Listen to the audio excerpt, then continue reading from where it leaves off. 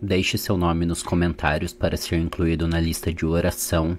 E também não esqueça o like, é muito importante para o crescimento do canal e a divulgação do vídeo. Curtam o vídeo, se inscrevam e aproveitem o conhecimento do nosso querido Divaldo Franco.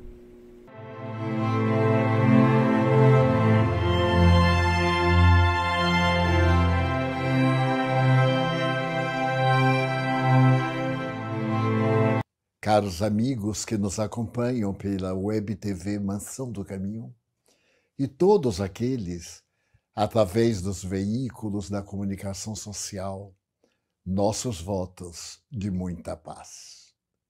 Era grande o silêncio. Fazia 400 anos que a mensagem divina não descia àquele povo necessitado. Subitamente, houve um silêncio de 400 anos, sim, e Israel desbordou para as paixões. Atravessou vários períodos de escravidão, mas todos eles suportados, porque haviam sido previstos por aqueles mensageiros que vieram especificamente para conduzir este povo nas dificuldades da época. Mas, passado o período e encontrada a terra bendita de Israel, os céus silenciaram sua voz. E a boca profética, durante estes 4 séculos, não pronunciou uma palavra sequer. A tal ponto chegou a incúria e o desrespeito que nesse momento, naquele a que me refiro, Israel estava nas mãos poderosas do Império Romano. A águia romana, saída dos pântanos, do Lácio, e agora distendia suas garras, suas asas, por sobre praticamente todo o mundo conhecido. Fazia pouco tempo, mais ou menos, digamos, 80 anos, durante o primeiro triunvirato, em que Israel tentara atirar-se numa luta terrível contra o Império. E durante as batalhas, Israel perdeu e foi entregue para o comando da Síria. Por sua vez, a Síria olhava Israel com desprezo.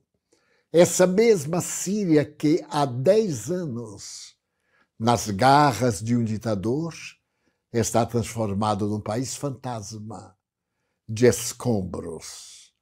Mas naqueles dias, Israel, para poder conseguir respirar, tomou das mãos de Herodes, que não era judeu, era o máximo da infâmia contra o povo dito eleito, ser governado por um estrangeiro. Ele pertencia a uma das várias regiões e para poder sustentar-se no poder, já que ele era atormentado e passou a ser chamado o Grande, mas não pelas obras de grandeza, mas pela barbárie, tendo sido considerado o mais cruel do século I antes e durante o período de Jesus. Ele agora casou-se com Mariane, que também pertencia ao seu povo. Era uma princesa, mas era uma princesa gentil que se fez amada.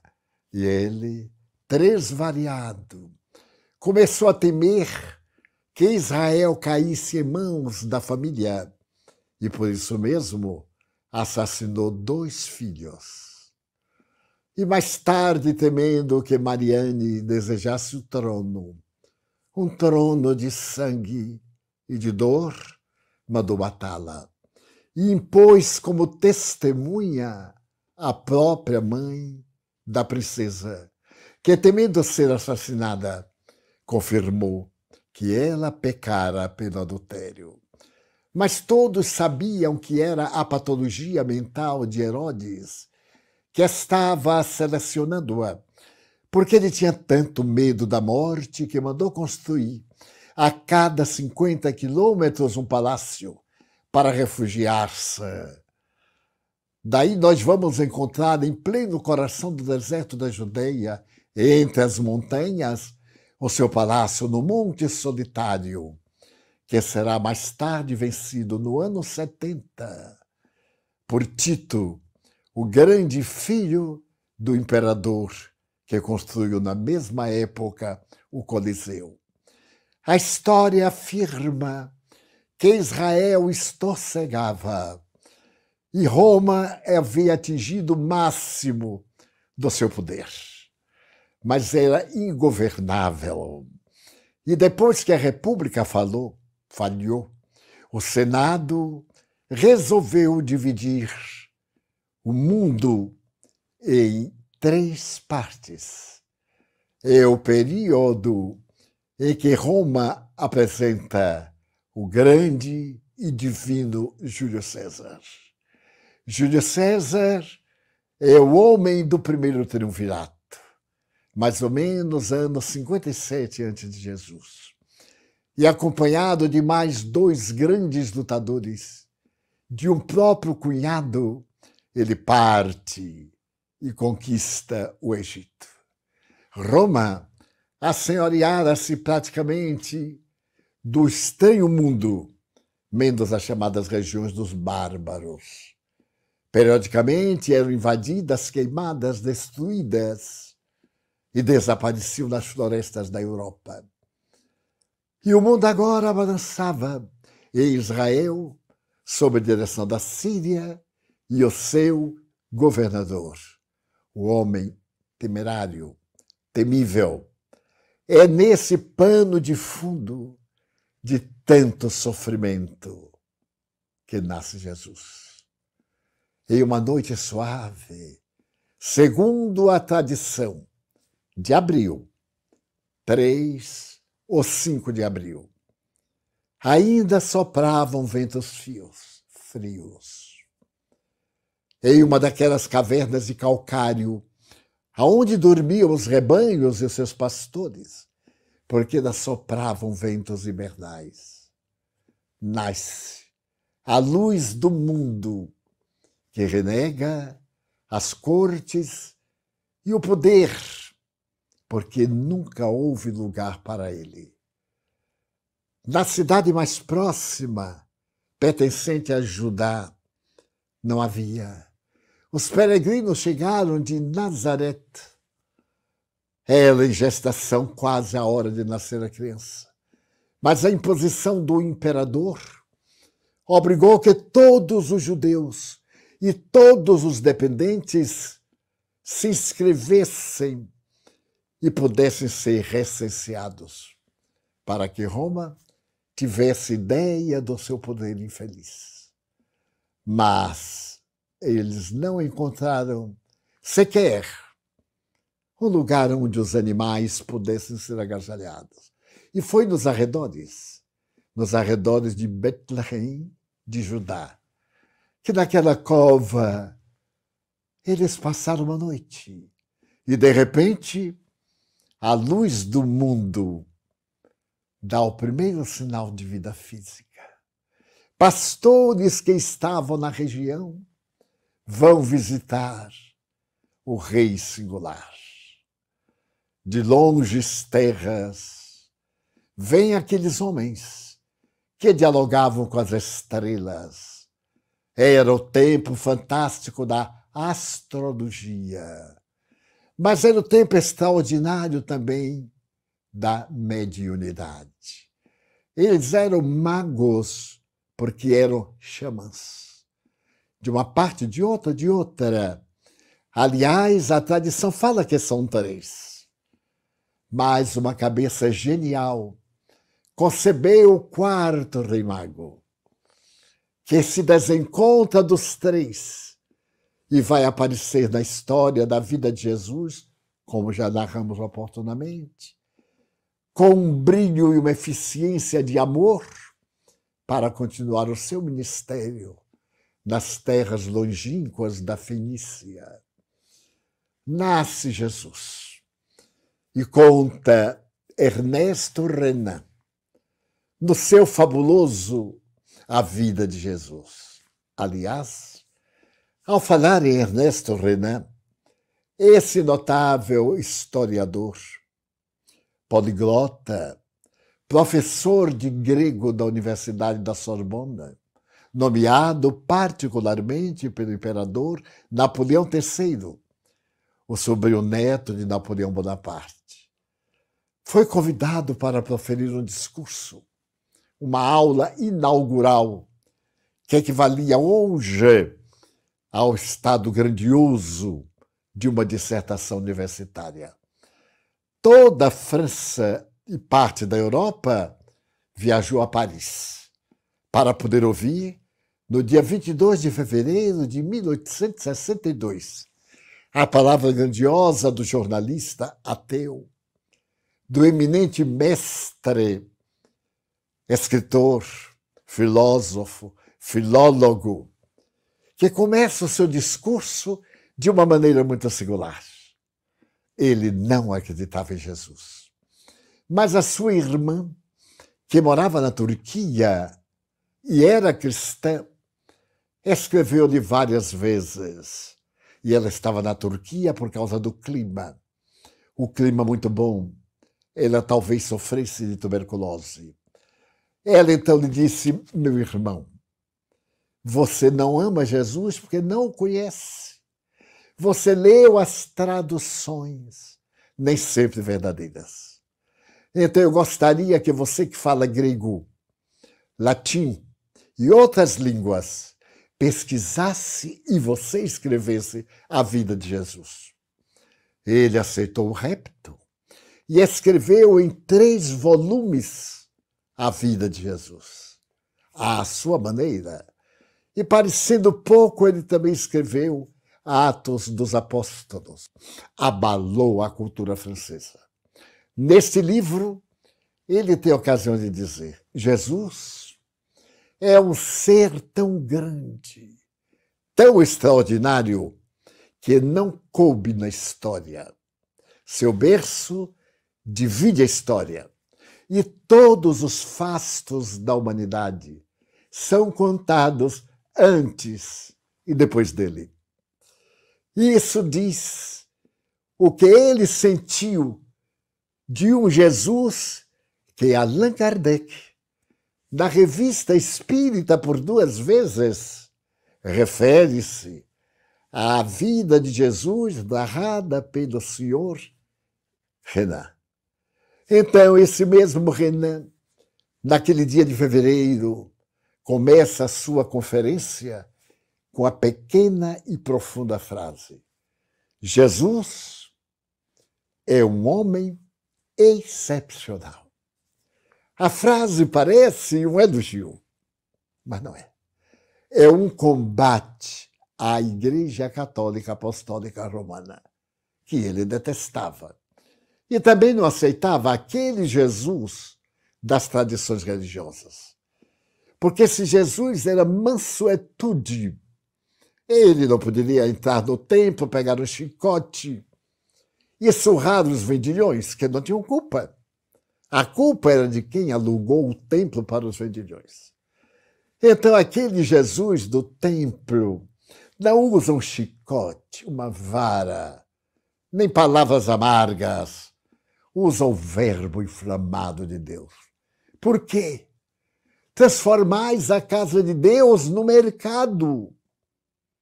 Homens, por que fazeis isto, o matadouro? Ali está o sangue das ovelhas, dos bois, dos pombos, por causa dos vossos pecados. Como negociais o crime na casa de Deus? E houve um pânico, é claro. Esse pânico derrubou mesas, mas não ele, porque não tinha nossas paixões. Era o amor. E o amor não tem paixões, o amor ama. Se tem ódio, não é amor. Se exaspera, não é amor. Porque Paulo disse que o amor é paciente. Na sua epístola aos Coríntios, o amor é manso, é doce, é suave. Então Jesus não poderia fazer o contrário. E Ernesto Renan, quando diz que Jesus é um homem, ele elimina a condição daquele Jesus divino, aquele Jesus aparente, aquele Jesus da tradição religiosa, de que Maria foi virgem antes, durante e depois do parto. Na cabeça de Ernesto Renan, ele não se poderia utilizar de uma lei que foi instituída para que o parto fosse um fenômeno normal e o sexo fosse um fenômeno tão comum como o estômago. O estômago sustenta o corpo e o sexo produz a vida.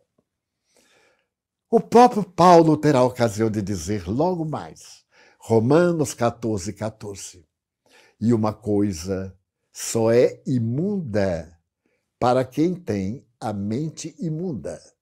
Para esses é imunda. Então as abluções, as fantasias, mesmo dos judeus, eram reprochadas pela lógica, pela ciência contemporânea do século XVIII, século XIX, de Ernesto Renan. Então essa frase foi tão significativa que o cardeal de Notre Dame pediu ao imperador, que se apoiava na igreja para poder manter o império que a Revolução destruiu, e Ernesto Renan foi demitido da sua cátedra de grego, que não deu a menor importância, porque não se matam ideias com punições humanas. Só se destrói ideias com ideias melhores. É muito comum até hoje perseguir-se o idealista, perseguir o Cristo. E a ideia não foi apresentada até hoje nada melhor do que amai-vos uns aos outros. Agora é terapia. Quem ama não adoece. Tem doença. Ter e ser. Ser doente é uma coisa. Ter doença é outra coisa. Então, a grande amor-terapia é profundamente recomendada. Essa terapia, não somente nas doenças mentais, mas principalmente nas cardiopatias. Asseveram os grandes cardiologistas que o amor é capaz de desbloquear as grandes artérias, porque quem ama produz na saliva uma substância que tem a finalidade de produzir a paz e ajudar na digestão. Então, a proposta é: seja feliz, sorria, para que a dopamina, essa substância da alegria, do bem-viver, irrigue-o. O que é a depressão? A ausência de 3 substâncias, 3 hormônios produzidos pelo cérebro, entre eles a dopamina. Então, Jesus é um homem incomparável. Mas Ernesto Renan, fazendo o estudo do grego, do aramaico, para escrever o seu livro, dá-lhe um aspecto, não apenas deste homem notável, mas a sua visão política. Ele era um grande político, é natural. Os escritores de então, como de agora e do passado, também tinham as suas paixões políticas. Mas a obra em si é considerada uma das melhores escritas por um ateu a respeito de Jesus. Daí nasce esse Jesus. E quando Herodes sabe que ele nasceu, e como sabe? Ernesto Renan conta que ao chegarem a Jerusalém, os chamados reis magos, os 3, foram recebidos pelo grande dominador. E eles disseram que vieram de países distantes porque havia nascido em Israel o rei da humanidade. E logo Herodes ficou enciumado. Quem seria esse que eu iria matar? E no momento de conversa, disse: se vós encontrardes este rei, avisai-me na vossa volta, para que também eu possa ir adorá-lo. E eles foram e encontraram na gruta, ali do deserto da Judeia, pertinho de Belém, a família, o pai, a mãe, as ovelhas, os animais e o menino de luz. Levaram prendas, como era natural, e até hoje. E ficaram tão fascinados que tiveram a intuição de não retornar por Jerusalém.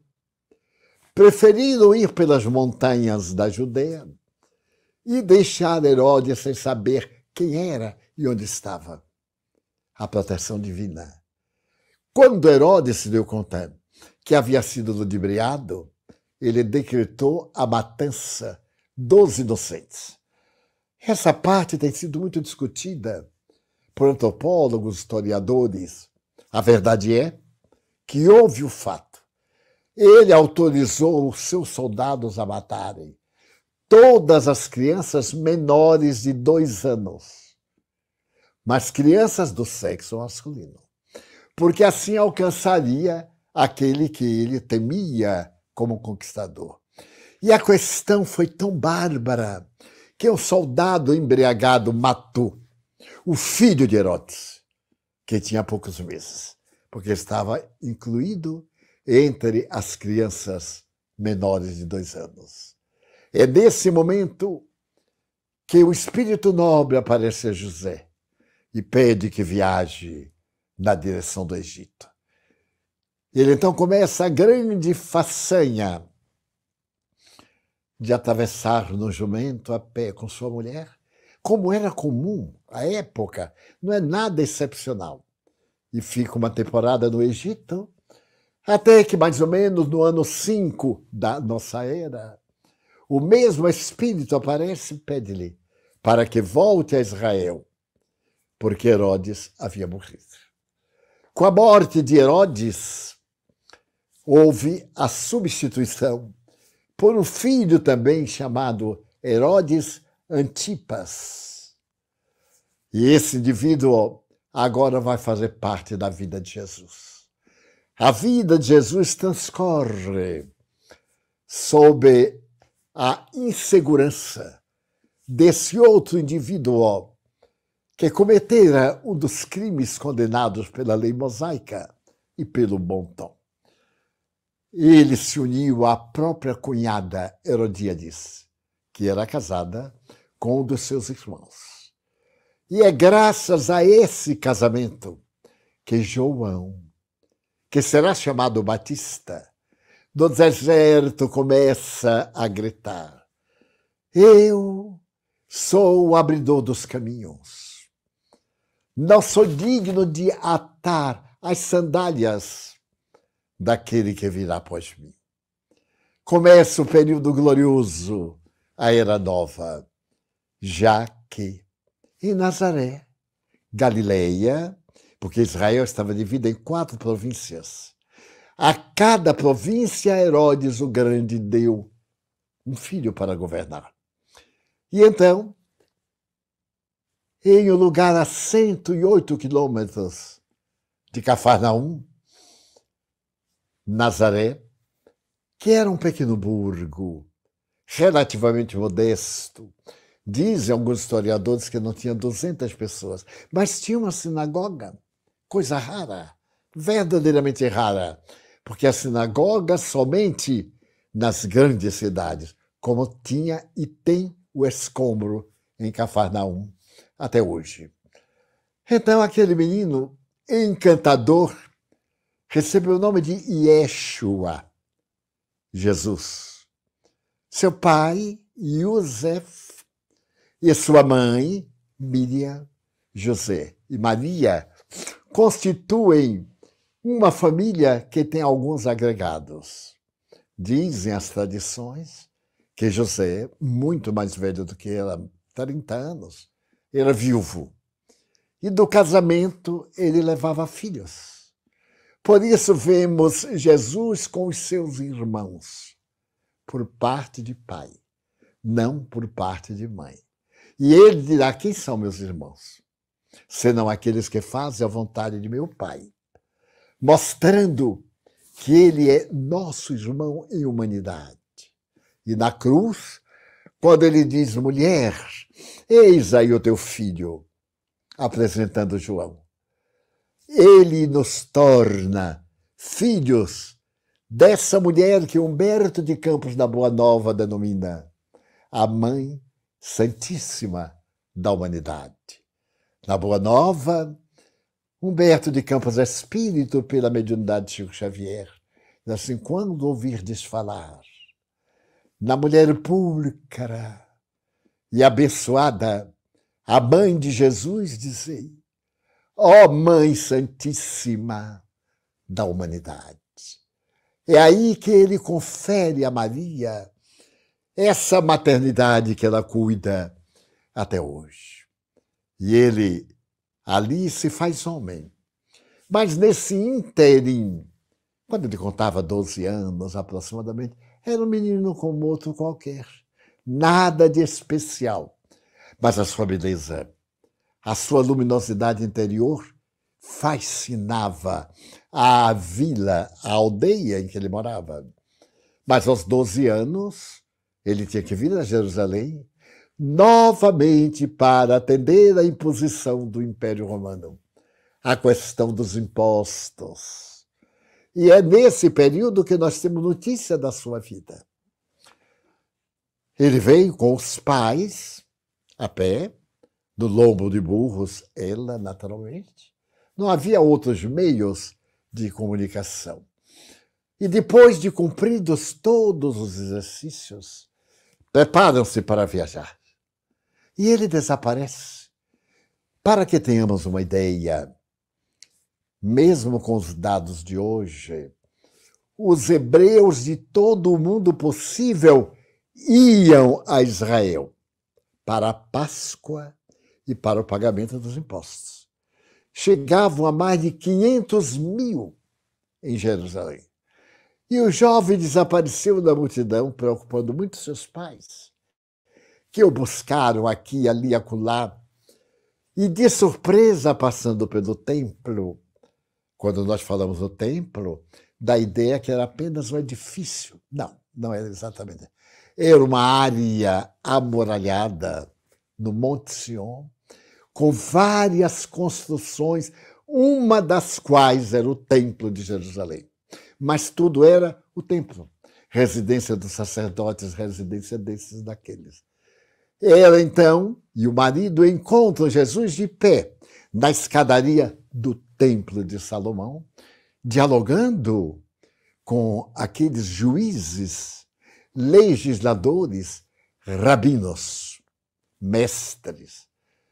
E então ficam deslumbrados de verem os rabinos a sabedoria do rapagote de 12 anos, a beleza, e falar sempre a respeito de um pai que preocupava Maria. Meu filho, teu pai é José.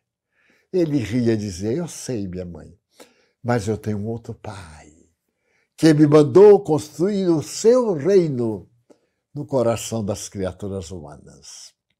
Esse é o Jesus do Novo Testamento. Ele volta e não se tem notícia dele. Então se acredita que ele tenha ido para o deserto, para as escolas essênias. Os essênios eram judeus que no começo do século haviam se divorciado do Templo de Jerusalém por causa da corrupção. Meu Deus, parece até o Brasil. No tempo da corrupção, eles se divorciaram. Não admitiam a corrupção. E não admitindo a corrupção, eles criaram, dentro do mosaísmo, essa ramificação que passou a ser chamada essênia, ou esseu. Tinham como base a castidade, a não procriação, os jejuns habituais, as disciplinas rígidas com o corpo. João Batista esteve lá. E então dizem que Jesus, durante esse período, estava com eles.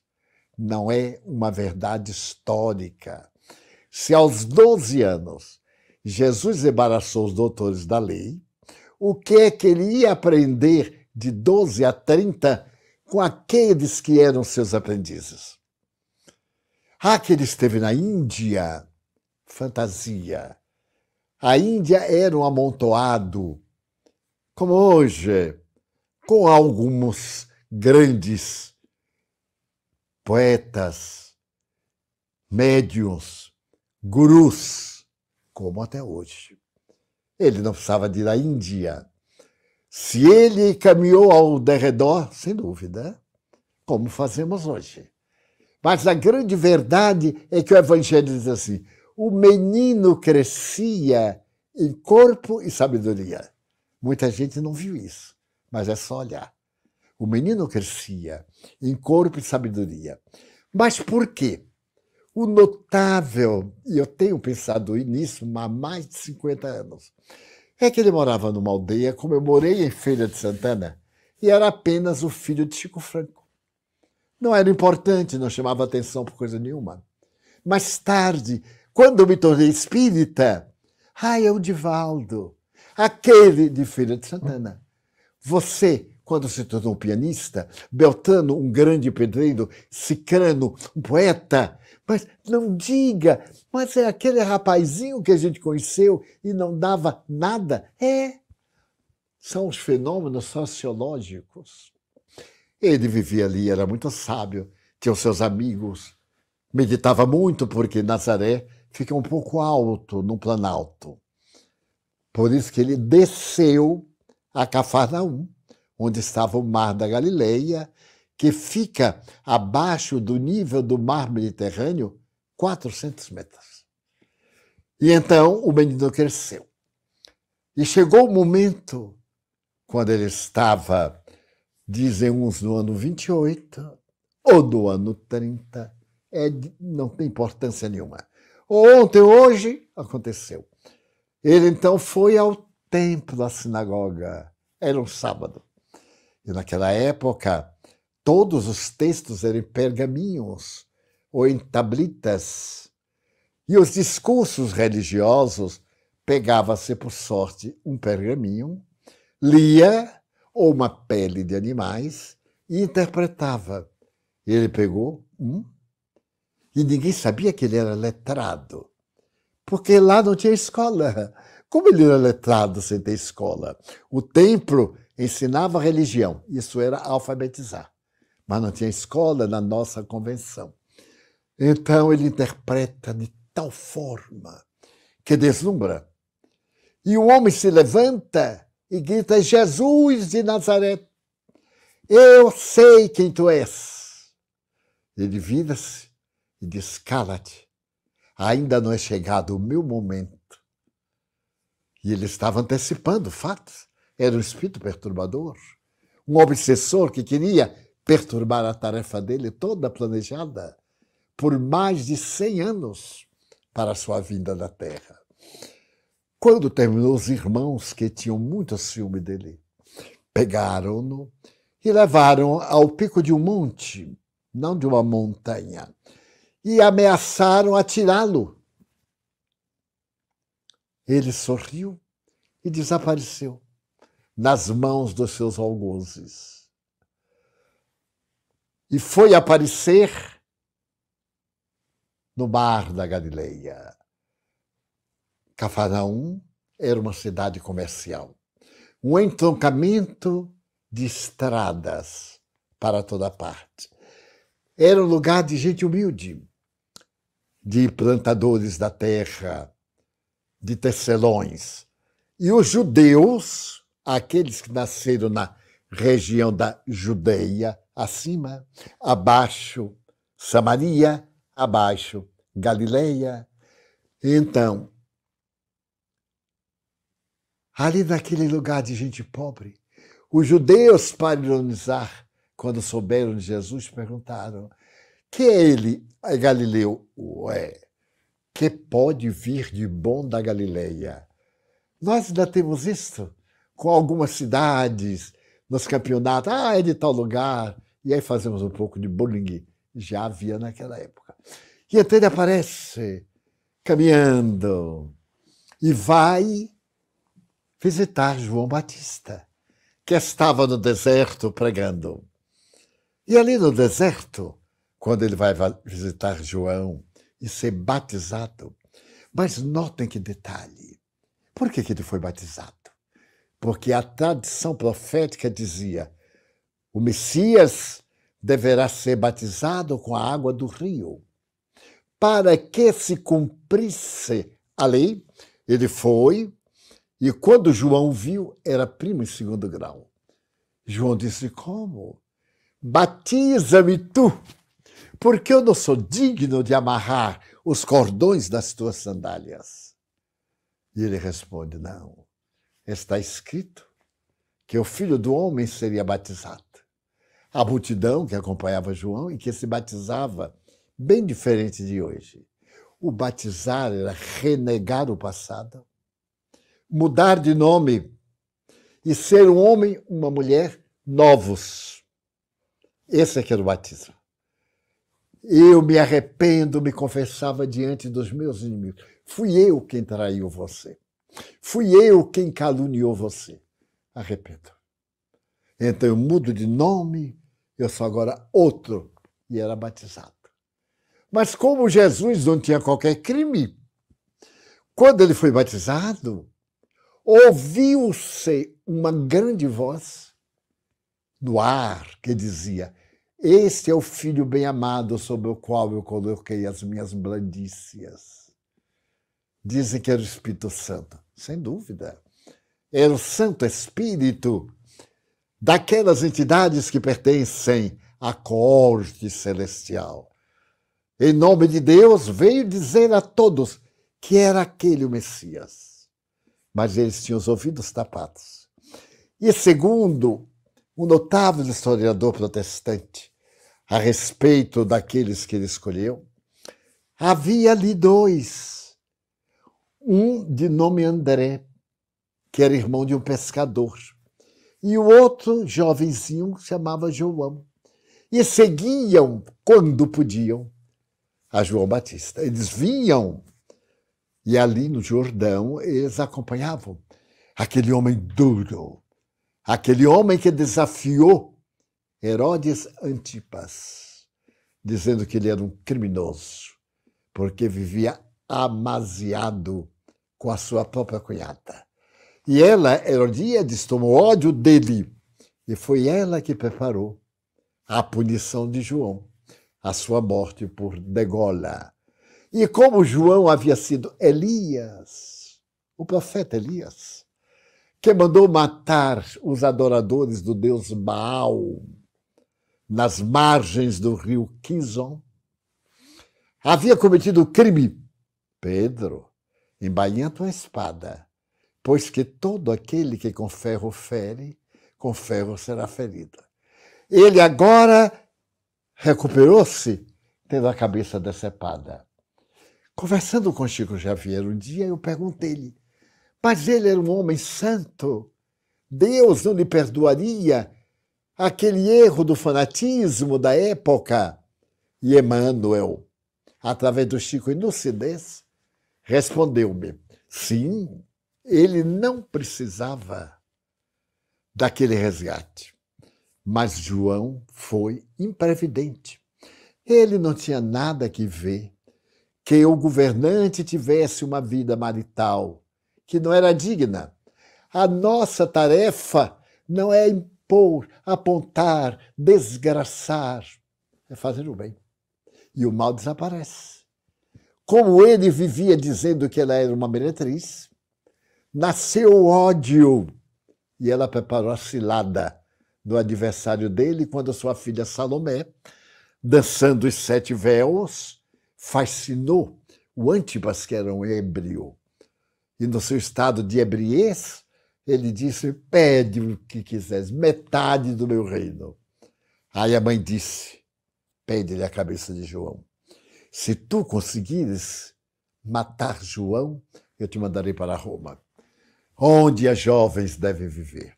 E a menina, 18, 20 anos talvez, bailando, cai de joelhos e perde a cabeça. Então, Herodes tinha pavor de João por causa da verdade. A verdade é perversa. Mas agora, na presença de outros reis, que dizem, agora cumpre, ele mandou decepar a cabeça de João Batista. Mas isso deveria acontecer porque ele veio para anunciar o Messias. E o Messias havia chegado, terminou a tarefa. Pouco importa como seja a nossa morte. Importa que nós retornemos à pátria com o material de dignidade humana. Então Jesus recebe, nesse mesmo período, 2 jovens. Nós somos discípulos de João. Ele mandou perguntar se tu és o Messias. A resposta de Jesus: diga, João, o que estás a ver? Cegos, surdos, mudos, leprosos. Não digais de mim, dizei. Mas quando eles chegaram, João já estava preso na fortaleza de Maqueros, onde Herodes se refugiava também com medo. Mas nesse momento João estava sendo decapitado e partiu da terra sem a certeza. Mas é tão fantástico que mais tarde, quando Jesus está com os discípulos, faz uma pergunta assim, ao acaso, a André, irmão de Simão Pedro. João também estava com o seu irmão. Então, Jesus pergunta, quem é que diz o povo que eu sou? Claro que ele sabia. Aí André diz assim, bom, uns dizem que tu és Elias, João Batista. Que não podia ser, porque João Batista desencarnou há pouco. Outros dizem que tu és Jeremias, ou algum dos profetas que voltou. Acreditavam na reencarnação. Porque se os profetas mortos, onde ele voltou, estava ali, era a reencarnação. Mas como Jesus não era nada disso, disse, e tu, Pedro, quem dizes que eu sou? Pedro, para, eu digo que tu és o Filho de Deus, aquele em quem nós devemos depositar todas as nossas heranças. E Jesus dá uma resposta. Simão, não foram a carne nem o sangue que te revelaram, foram meu Pai. Vamos decifrar? Não foi o cérebro, não foi a razão, a lógica, foi a intuição, porque Pedro era médium. Naquele momento da pergunta, ele foi inspirado. Daí Jesus, sobre esta pedra, Petros, verdade, Pedro era o símbolo, acabou de dizer, a verdade. Eu erguerei a minha igreja e as portas do inferno não prevalecerão contra ela. Contra a verdade, não contra a igreja de pedra e cal, não. Mas então, como é lindo! Jesus diz agora, cumpre-me descer a Jerusalém, ser negado, açoitado e morto. Aí Pedro diz, não, nós não deixaremos. E coloca o braço. E Jesus tranquilamente, afasta-te de mim, Satanás. Não tentes o teu Senhor. Parece paradoxal. Aqui, há 5 minutos, Deus mandou-lhe uma mensagem. E agora, era Pedro Satanás? Não. Um espírito inferior, ante o medo de Pedro ver Jesus crucificado, permitiu o acoplamento desse perverso para assustar Jesus. Não, Jesus, para isto eu vim e não vou deixar. Como a mediunidade oscila, podemos ser médium da verdade e médium da tragédia. A depender da onda mental moral. Se eu estou no bem, a grandeza. Se eu estou no mal, o desastre. Como o evangelho está cheio. E Jesus aí desce, e Pedro diz que lhe daria a vida. Me negarás 3 vezes, Simão, antes que o galo cante. Ele conhecia nossas fraquezas. e não se incomodava. Foi por isso que ele nos escolheu. Daí, remontando, ele vem de Nazaré e só voltou uma vez. Quando ele voltou, aconteceu algo peculiar. Havia um doente mental na cidade. Quase todas as cidades no passado tinham o louco local. Andava descalço, rasgado, miserável, conversava com todo mundo, fazia asnices. Não eram maus. Eram até tipos folclóricos. Aqui em Salvador havia a mulher de roxo. No Rio de Janeiro, o homem, que falava muito sobre a gratidão, tornou-se um vulto.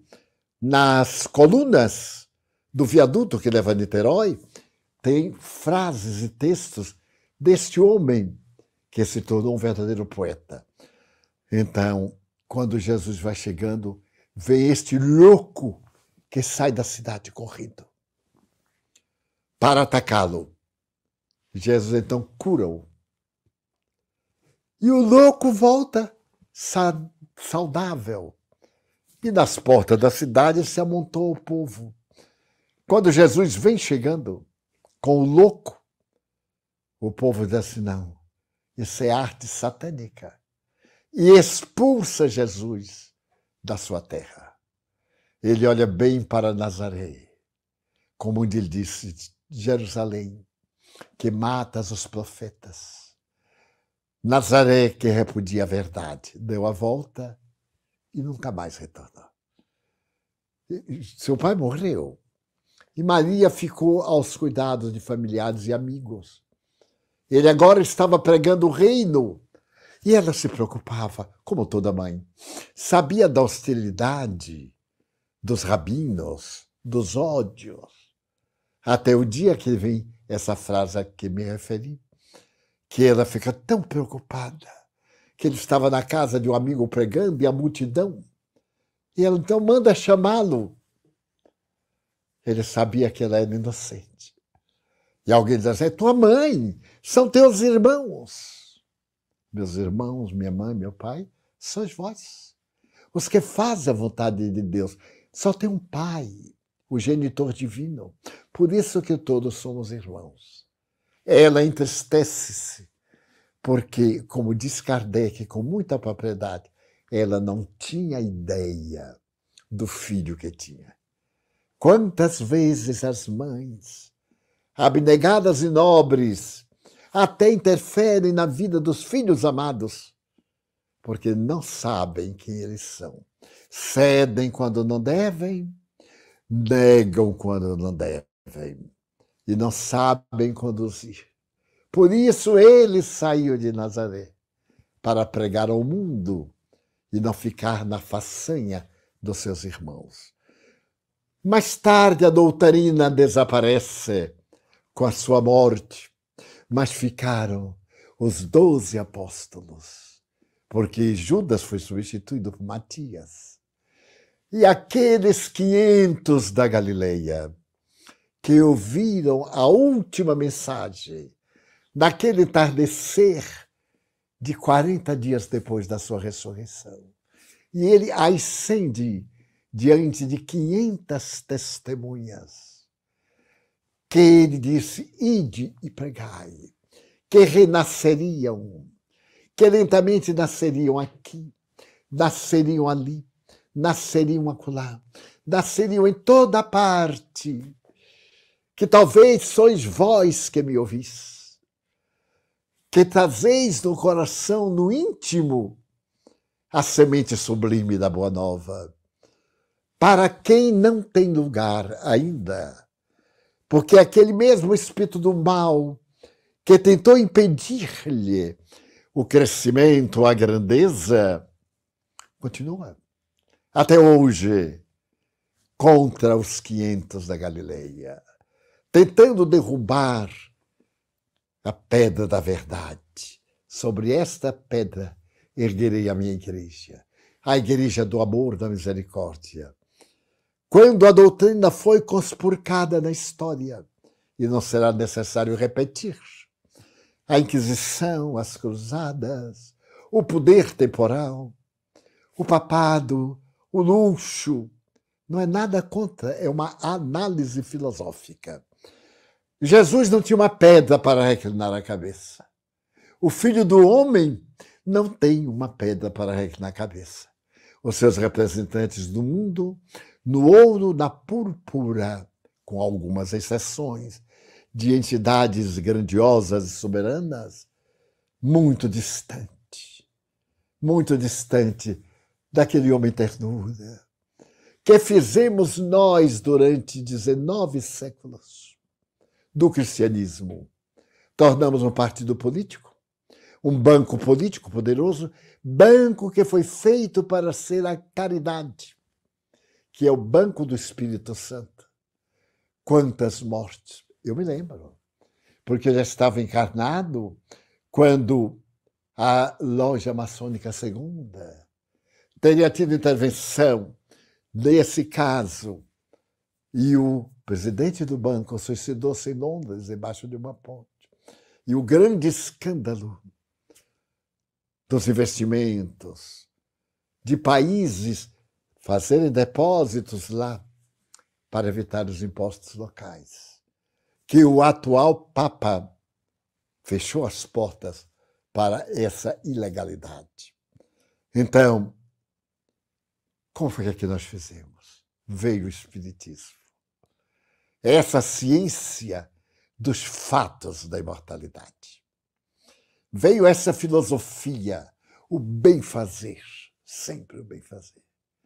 Mas veio essa ligação com Deus, através da prece, da caridade, do fenômeno mediúnico. E a religião dos espíritos tornou-se a religião dos espíritas. Allan Kardec, na dúvida, ele era um filósofo. Então ele perguntou: qual é o ser mais perfeito que Deus nos ofereceu para servir-nos de guia e modelo? Questão 625 do Livro dos Espíritos. E as entidades nobres responderam: Jesus é a menor resposta da filosofia universal e é a maior resposta do pensamento filosófico. Kardec comenta um pouco. Por que Jesus? Porque ele é o nosso rei solar, é o nosso exemplo nas menores coisas. Um grupo protestante nos anos 40, em um circo instalado em Atlanta, nos Estados Unidos, criou uma religião assim. Nos seus passos, que faria Jesus? Essa religião sobreviveu muito, depois desapareceu. Os nossos passos deveríamos cantar: que faria Jesus no meu lugar? Veja que coisa notável. Porque quantas vezes estamos na cruz da dificuldade e não sabemos o que fazer. Pergunte a Jesus no seu mundo íntimo e ele responderá: ame, perdoe, sirva, faça o melhor ao seu alcance.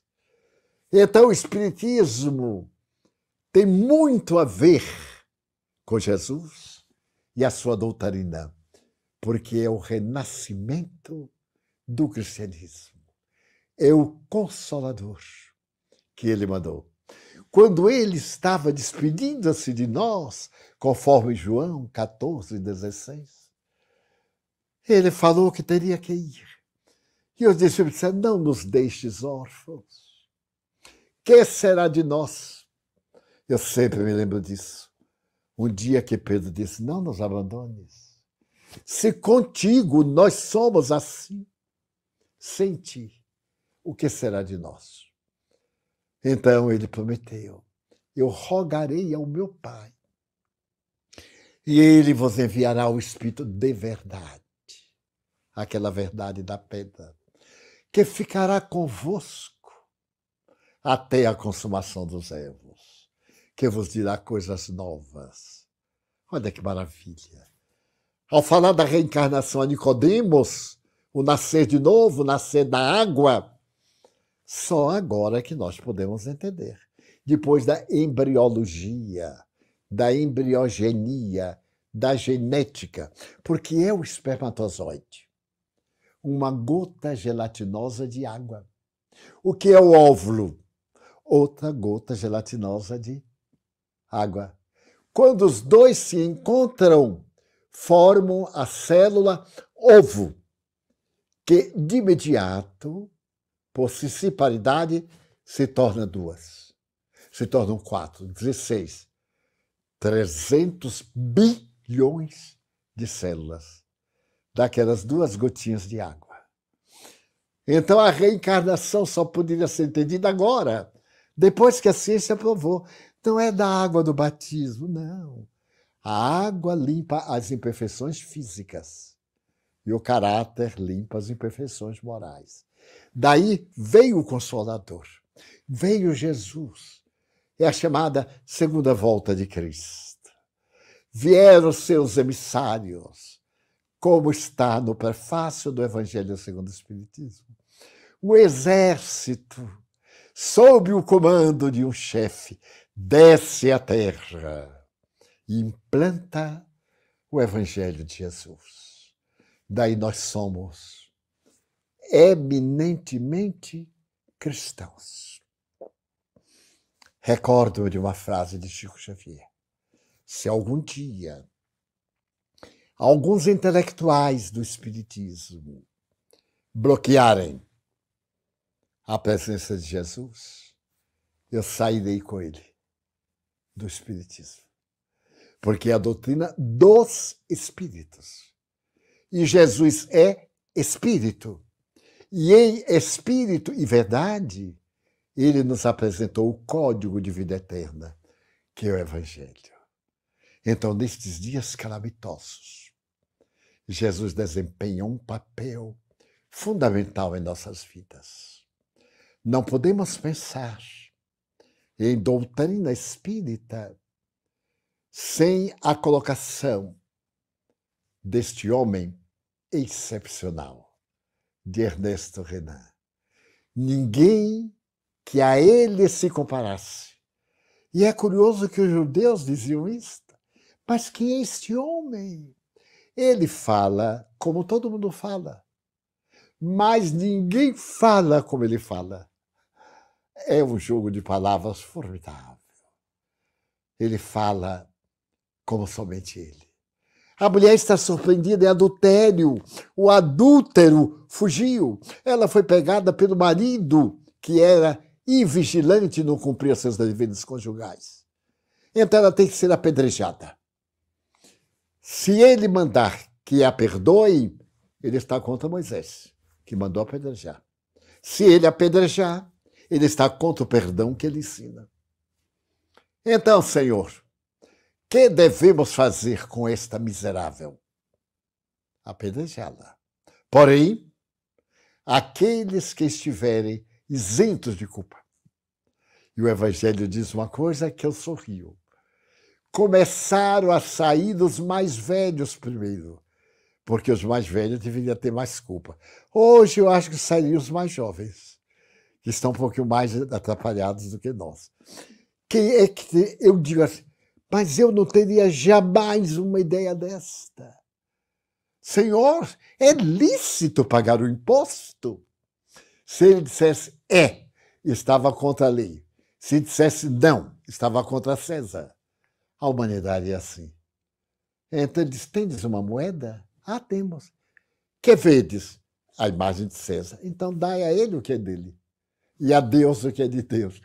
Mas é uma sabedoria que a mim e a milhões nos fascina. Então este é o homem. Ele veio para nunca nos deixar órfãos. Quando as dores nos parecerem insuportáveis, quando tudo entenebrecer e a solidão nos murmurar, expressões de loucura, de fuga pelo suicídio, de desertar pela afabilidade, de fugir ou de entregar-se à degradação, lembrem, não vos deixarei órfãos. Ao invés de procurar essas saídas que não têm saída, busque Jesus. E diga, Não precisa fazer uma oração, um rosário. Pronto, aqui estou. O que quer que eu faça?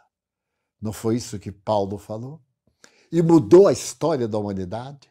Porque sem Paulo nós não seríamos cristãos. O cristianismo teria morrido lá na Palestina, na mão dos doutores. Mas Paulo sai. O que é que tu queres que eu faça? Que vás a Damasco, e ali te dirão o que tu deves fazer. Que queres que nós façamos? E uma dúlcida voz nos dirá que nos amemos, que façamos o bem. Então, queridos irmãos, de Itumbiara, neste momento, os goianos com a sua festividade doutrinária, aqueles que nos ouvem e que fazem parte da família cristã, e aqueles que não fazem parte, porque eu não vim para este rebanho, eu tenho outras ovelhas noutros rebanhos. Ele era universal, não pertencia a nada, nós é que pertencemos a ele. Possamos dizer muito obrigado, Senhor, porque nos recebeste e sem saber para onde caminhar, estou aqui. Guia meus passos na noite escura e deixa-me contemplar-te na água tranquila do meu coração. Jesus.